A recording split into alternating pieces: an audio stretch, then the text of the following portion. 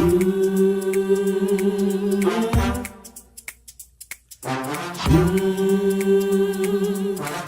talk to God.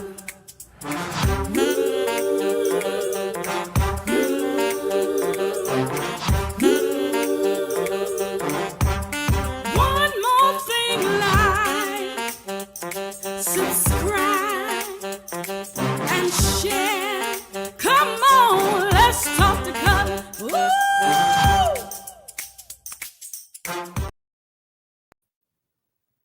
Hey everybody, it's Cutler here in the Let's Talk to Cutler broadcast. It's already a Thursday evening, and earlier I was trying to figure out if this was Wednesday or Thursday. My Wednesday was just so filled with activity, so I was trying to remember, is today Thursday? But today is Thursday. This is the time when we share these 1800 seconds. So if you're not familiar with this platform, if you're not familiar with the Let's Talk to Cutler broadcast, the Let's Talk to Cutler virtual book club, if you're not familiar with this channel at all, let me just tell you a little bit about who I am and what this channel is about. This channel is about inspiration. It's about motivation. It is about challenging ourselves to show up better tomorrow than we did today. It's about seeing if we showed up better today than we did yesterday. So it's about the whole gamut of inspiration, motivation, and challenging. It's about making sure that we are going to the space and this place that's called better and making sure that we're not getting there alone. It's about reviewing the day and making sure that all the negativity, all the pessimism, all of those negative things that can sometimes drain you, this gives us a moment, this gives us a time together when we can just sort of refuel and refortify and do all those sorts of things. So thank you all for tuning in. Thank you all for jumping in here with me on this Thursday. Again, we're going to spend about 1800 seconds together. That's what we do. We do that because one of the things that we want to do in life is to give ourselves the grace to be who we are, the space to be who we are, the grace to grow, and the opportunity for self-love and self-nurturing, those sorts of things. This is not a platform where we beat ourselves down, but we really take the time to lift ourselves up. And we do that individually and we do it collectively through this conversation. So again, thank you to those of you who have subscribed. If you haven't subscribed, listen, do me a favor, go ahead and subscribe. And once you subscribe, hit the notification button because it lets you know whenever I've gone live. It lets you know whenever I've uploaded new content. So thank you if you've already subscribed. And again, I want to do a shout out to those who are over in the chat. Some of you all beat me in the chat religiously almost every Thursday, every Tuesday. You beat me over in that chat, and I consider you the LTTC VIP. So let's talk to Cutler, very important people. Of course, you all are important, but it's just a friendly banter, it's a friendly competition that we have to see who's going to jump over in the chat first.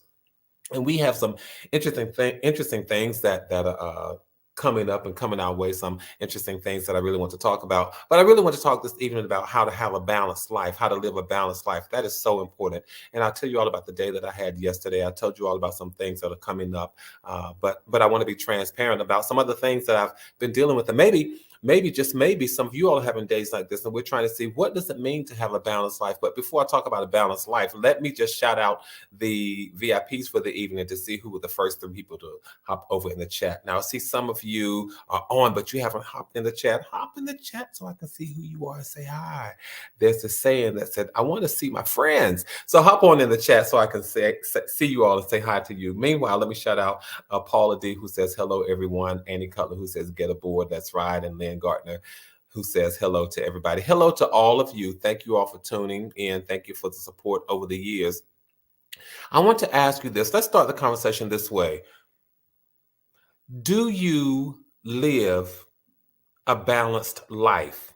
That is the question. That is the question. So come on over in the chat and tell other people who sometimes struggle with living a balanced life or trying to decide whether or not they're living a balanced life. Invite them. Tell them, listen, now's the time. Come on, talk to Cutler, because this is one of those life conversations that we're going to have. Do you live a balanced life? Yes or no? Talk to me. Let me know. Do you live a balanced life? Because I'm interested in knowing what that looks like for so many people. Do you live a balanced life? And again, what does that look like for people? What does that look like for us to say that I live a balanced life? I'm going to share. Sometimes I share out of my personal experiences. Sometimes I share just out of life happenings. And then there are other times when I share based on materials that I've read. And I want to do a combination of that this evening. So here again is the question. Do you live a balanced life? I want to know because you all are my friends, you all are my family members, you all are my supporters. We're all in this thing together. So I want to know you all are my encouragers, you all are my motivators. So I want to know what it looks like on your end. Would you say that you live a balanced life? Yes or no? You all talk to me. And I'm interested, even though you may not feel like necessarily putting it in the chat, but what does a balanced life look like for you? Do you live a balanced life? What does living a balanced life look like for you? The day before yesterday, which was a Tuesday, I gave you all some good news and told you that one of my books had been selected. I had been invited, at least the invitation had been made for me to for one of my books to be used as a month-long teaching series, and I was so excited about that. I was just honored and humbled by that because opportunities will sometimes come your way. So then we talked about opportunities. So that was that was the crux of one of my days. But then the next day, which was yesterday, I found myself having to deliver the eulogy for a 17-year-old high school senior who had been shot and killed. So I had a day of highs and then a day of lows, and of course, they are both filled with emotion. And I thought about, wow, so here's this one day that's filled with emotion because of something that's so wonderful and blissful. And then here's another day that's filled with emotion because it spiritually drains me and emotionally pulls me. So I thought, wow, what does a balanced day look like? It is important, you all, for us to have balance in our lives. And I'm just wondering, do you all live do do you all live a balanced life? You all talk to me. I only see a response from one person so far, but I keep on going. And some of the materials that I was reading, it came from a mental health organization, and it talked about what mental health really was, what mental wellness really is, and it says that mental health and mental wellness really is about striking the balance with all of the aspects of your life. If we're going to be mentally whole and mentally well and mentally healthy, it is about striking a balance in all of our lives. And of course, we like the inspiration, we like the motivation, we like the challenge. And we don't necessarily like the challenge as much, you all, but I want to challenge us to be well. I want to challenge us to be mentally whole. And I want to challenge us to make sure that we are striking a balance in our lives and doing the very best that we can to live a balanced life. Because if we're going to show up our best selves, even in the worst of situations, it means that we have to be well. And we have to give ourselves the grace to be well by, for, and with ourselves. I'm going to be well by myself, for myself. We've got to be well. We've got to be well. So it's about striking a balance, living a balanced life, balancing all of the aspects of your life, balancing the social aspects of your life, balancing the physical aspects of your life, balancing the spiritual aspects of your life, balancing the economic aspects of your life, balancing the mental aspects of your life. We've got to strike a balance. And it is not learned overnight. It is an ongoing process, because you don't want to tip the balance one way. You don't want to lose your footing. But what a balance for you is subjective and it's personal to you. So I can't give you the proponents of what looks like a balanced life for me and expect that to be a balance in your life. The only thing I can do is offer some suggestions to help find a balance and help keep your balance. Some of you say it's hard to live a balanced life because some things can weigh you down when trying to be equal. Yeah. So that then gets into this whole notion of how you can tip the balance one way more than the other. McDonald says, no, I relax too much. And again, even that can go into this whole notion of tipping the balance one way more than the other. So I just want to offer some suggestions, and these suggestions are really based on materials that I read. I'm trying to remember which health organization I read this material from today, but again, this is a lot of the content is not necessarily made up by me. So I want to say that I have to go back and really find which health organization it was. But much of this came from a health organization whose materials I read today. And one of the things that I remember reading was to build healthy self-esteem. If you want to live a balanced life, learn how to build healthy self-esteem. What does that mean? What does it look like? One of the things I can tell you it means is learning how to do your best with what you have. Building healthy self-esteem means learning how to do your best with what you have. It means more than just seeing your good qualities. It's your ability to see it's the ability to see your good qualities and the ability to see your weaknesses at the same time and learn, as I often say to my nieces and nephews, learn how to play the hand that you've been dealt. You may not feel like you're going to beat your opponent, but you're playing the best hand that you have. You can't look in their hand and see what they have, but you can only play the cards the best way that you can. What does that mean? You might like basketball, you might like baseball, you might like football, you might like any number of things.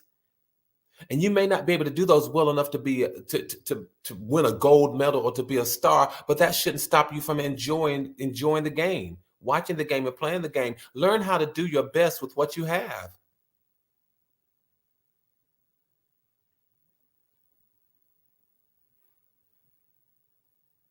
It means striking a balance. It means making sure that living a balance. Thank Andy Cutler says I honestly don't really understand what balancing life means. It means that you're looking at all aspects of your life and making sure that you feed them. Making sure that you satisfy them to some degree. We all have a need for socialization, getting out, being around people, interacting with people. So we need to feed that. We have a need for physical wellness, to take care of our bodies. So we need to feed that. So are we interacting with people from the social aspect? Are we taking care of our bodies from the physical aspect? And then from the spiritual aspect, are we feeding our spirits? Are we making sure that we're well spiritually? This is what it means to live a balanced life. And then in terms of our economics, our finances, are we taking care of those? Are those okay? Our mental aspect, are we making sure that we are mentally well and mentally whole? So that's really what striking a balance. Thank you so much for asking that question, because I wouldn't want to keep on going and make sure that and have left anybody behind. But that's what a balanced life is all about. Paula D says, I wish. So one of the suggestions for keeping and finding and keeping a balance is making sure that you build a healthy self-esteem about yourself, making sure that you do the best with what you have. I don't have to always come in first place. I don't have to always win the medal, but I have to make sure that I do the best with what I have. Looking at my strengths and my weaknesses and saying, you know what, this is who I am and this is how I'm playing the cards the best of my abilities. It's about building confidence in yourself. Building confidence in yourself. Taking a look at your good points, taking a look at the bad points, asking yourself, what do I do best? What am I really interested in? How are my friends? How will my village describe me? And then not only that, taking a look at your good points, but you're taking a look at your weak points. What do I have difficulty doing? What do I not do so well? What do I get frustrated? What things frustrate me? And so look at all of these things. And remember, you all, don't beat yourself up. This is the year of grace. This is the year of not beating ourselves up. This is the year of loving ourselves just as much as we love everybody else. This is a year of forgiving ourselves just as much as we forgive everybody else. So one of the things that we need to do in terms of building healthy esteem and building confidence is learn how to let your strengths shine. Learn how to let them shine, you all.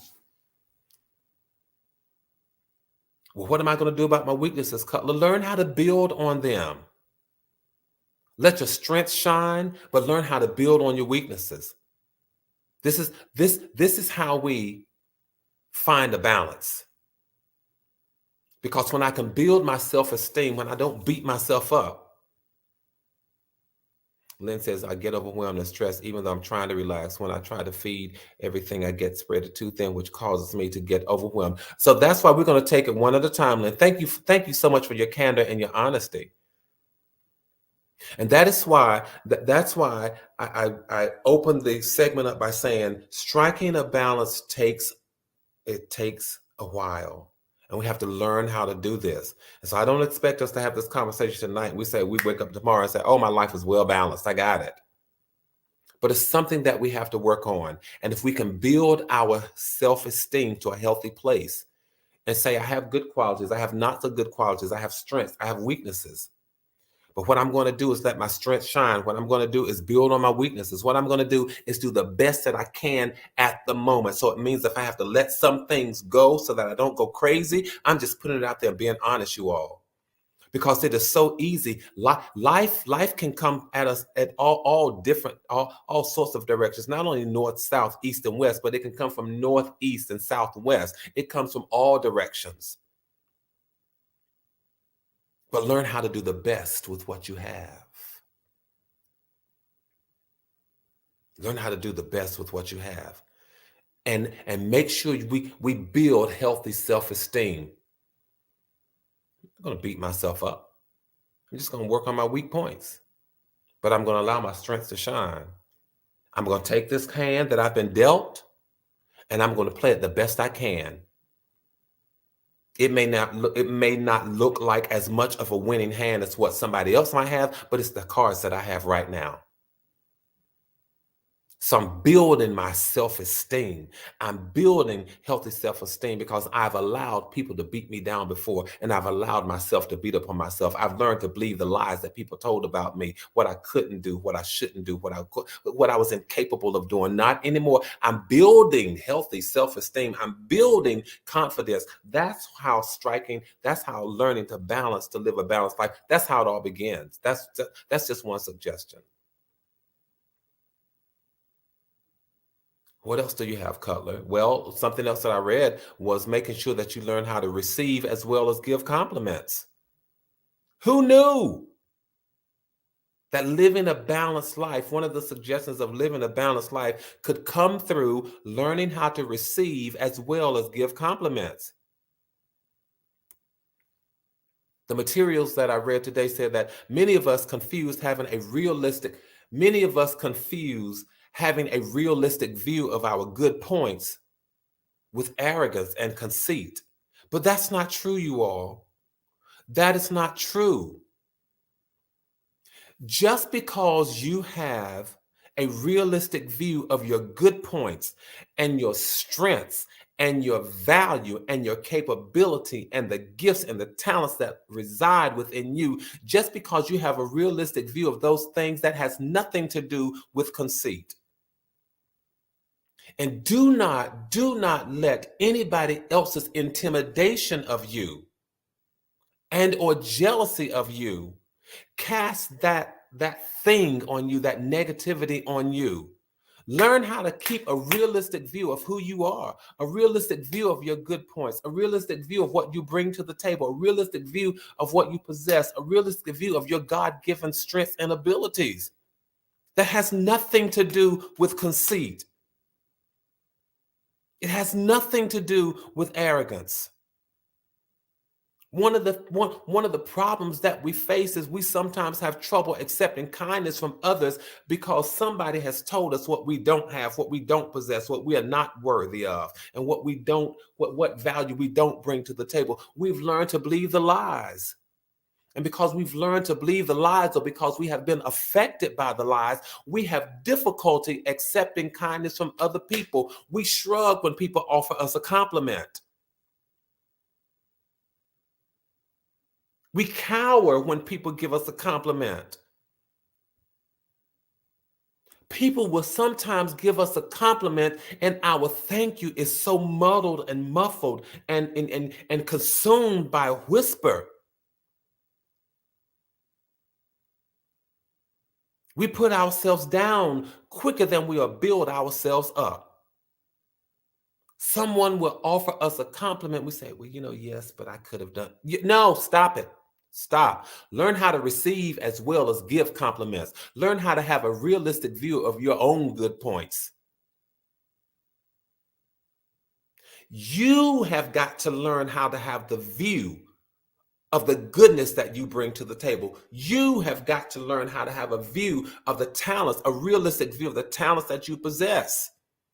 I told you all before, one of my favorite quotes from the movie The Color Purple is when they were walking out in the field and they said, I'm sure it must piss God off how we can walk past the color purple and never even notice it. Well, how dare you walk past the mirror and not notice the goodness and the virtue that you possess in and of yourself?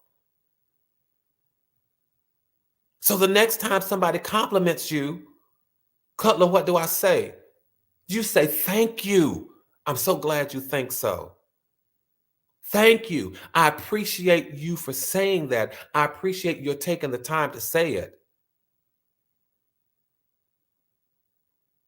Think about all the compliments that you've had and how good they made you feel.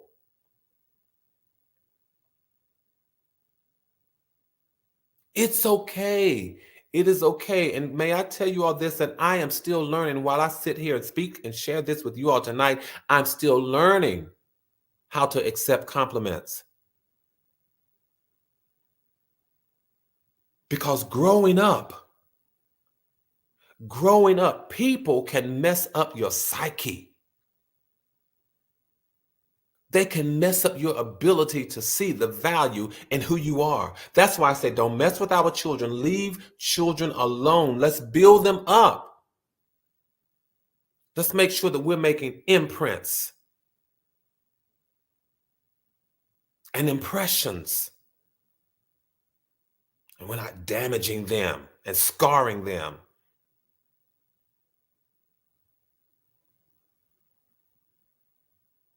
Let's not cause them. I'm not saying teach them to be egotistic and arrogant and any of that, but at least allow them to learn how to receive compliments respectfully. Some of us are adults and we're still having problems accepting compliments. I'm telling you, I am. I work with that all the time. As many compliments as one might give me, I sometimes think, okay, that's enough. Thank you. Okay, thanks. But that comes from some place when I was a child. And somebody tried to scar your value. And we live with those scars. We live with those marks. And it takes a while to unlearn what you've learned. It takes a while to unlearn the lies that tell you that you're not worthy of compliments. But as much as I can, I'd like to break that cycle out of all of our experiences and say, get a realistic view of the goodness that you have. Get a realistic view of the value that you possess. Get a realistic view of your gifts and all of your talents. And learn how to stand in them and thank God for them every day. And when somebody else on earth recognizes them, have the courtesy and the decency to say, thank you. I'm so glad you thought so. I'm so glad you mentioned it. I appreciate you for sharing your thoughts. That'll help. That helps with the sting. That helps with striking a balance. Because the balance is now realizing, am I good? Am I not so good? Thank you for helping to recognize my good. What else, Cutler, would you suggest? What else did the materials that you read suggest? Well, one of the things that the material read, and I have got to get this, y'all, because I think maybe the next time I share, I'll have to make sure I go back and find which health organization this was. But I'll tell you, one of the things that we need to do is it's about building family relationships. I'm not even talking about village at the moment. I'm not even talking about friend, but what about right there in the core, in the nucleus of your own family? We've got to learn how to build family relationships when we can. Let me just say this. I recognize, listen, it does not go unnoticed that there are some family relationships that are just gone. They're just gone. I recognize that. But now I'm talking about to the extent that you can. So let me just put that caveat out there. To the extent that you can, learn how to build family relationships.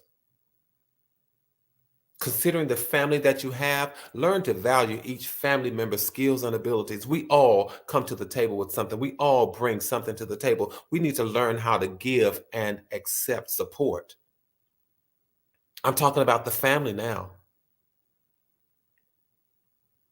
One of the issues that many of us face is that families are torn. Our nucleus is torn. Our core is torn. So if you still have members of that core, members of that nucleus, then learn how to value what they all bring to the table. How do we do that? We have to sometimes, we've got to make time for family. We've got to schedule time for family.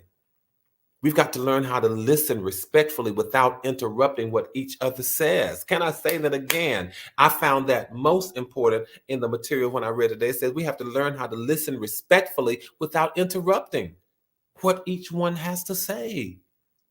And we need to do that more frequently. Listen without interrupting.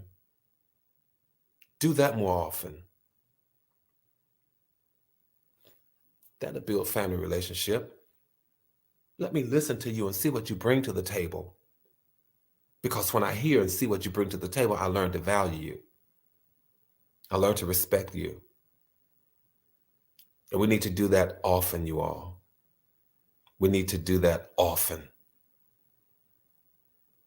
And not only does it come to building family relationships, but something else that the material said is to make friends who count. You know, I talk about that all the time in terms of making sure that we have the right people in our village and all those sorts of things. Make friends who count. Yes, Paula, right. Thanks for noticing. To quote Eeyore, thanks for noticing. Yeah, when people give you compliments, learn to live in them. Learn to stand in that moment. And learn to stand. And so I'm back to compliments for just a moment. I'll come back, but learn how to stand in the power of what that compliment does for you.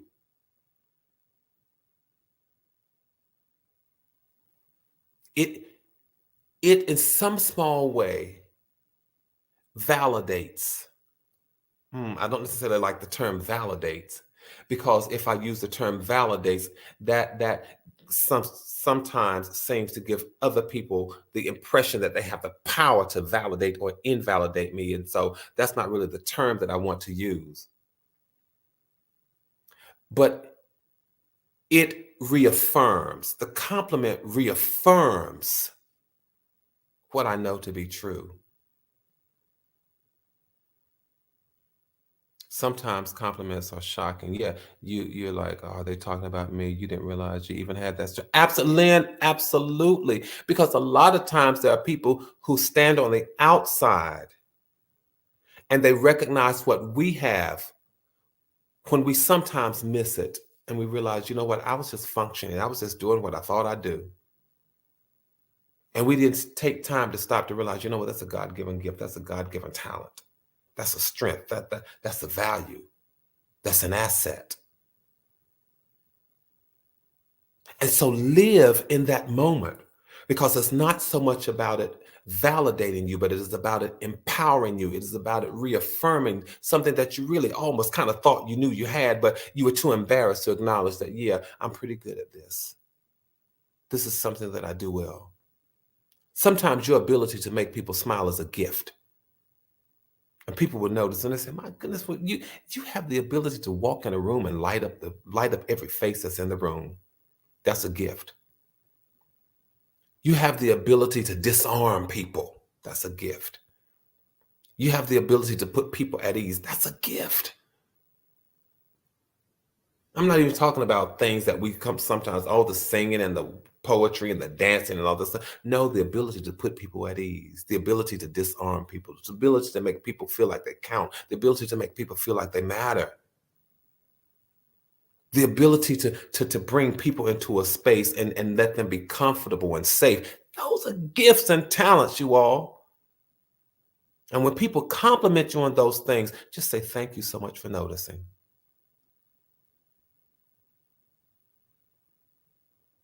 All right? I'm just offering these things. All right? That's the compliment piece. But again, when it comes to family, let's just learn how to listen without interrupting. I know that's a challenge for some of us. Why? Because we feel like we have so much to say. And we feel like because we've lived life that we want to share our experiences. But let's learn how to share experiences. Let's learn how to listen without interrupting. Maybe it's just to say to a person, all right, so family, here's what we're going to do. All right, so here's your 2 minutes. So you go ahead and share. I'll listen to you without interrupting. We may have to do things like that. All right, to make sure that I don't interrupt you here, your 2 minutes, and then I'm going to have my 2 minutes. And everybody around dinner time, you get your 2 minutes, and we just all go. And that's what we do. We have to be strategic about valuing each other. Have to do that. Learned behavior. That's why I said we will learn this, and this will not necessarily happen overnight. All right. So let's learn how to do that. And then again, let's learn how to make friends who count. I got to get out of here, but I want to share that with you. Let's make friends who count, you all. So not only is family important, but friends are important. Why are they important, Cutler? Because the material that I was reading today reminded me that the difference between, well, not even the difference between family and friends, but the unique thing about friends is that they help you understand that you're not in this thing alone. Yes, so your family members can be your friends. Friends help you to realize that you're not in this thing that's called life all alone. They share your ups, they share your downs, they do all of those things. And you in turn help them as well. And so you end up sharing life's challenges, and celebrating life's joys. The one piece that I've got to share with you all is to do this. I had never thought of this, and so this comes from this mental health association that I was reading this material from. One of the things that they suggested you all was learn how to build a friendship tree. I never thought of that. Learn how to build a friendship tree. That way you keep in touch with your friends. And so that way no one necessarily says, you know what, I haven't heard from so-and-so in ages and months. Build a friendship tree.